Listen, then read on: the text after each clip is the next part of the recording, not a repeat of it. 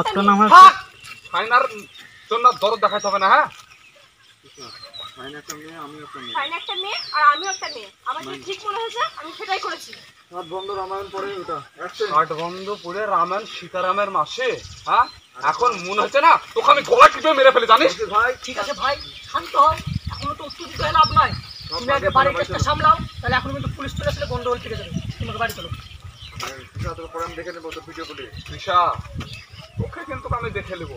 হ্যাঁ তুই কিভাবে বিয়ে করছিস সেটা আমি দেখছি।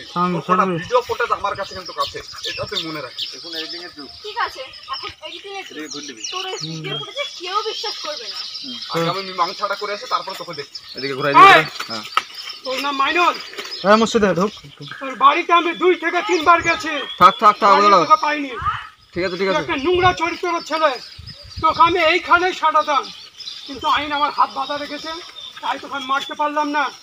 তুই তোর স্ত্রীর ওপর আপাতত অত্যাচার করছিস। তুই তোর স্ত্রীর ওপর যাচ্ছে না বাজে ব্যবহার করছিস।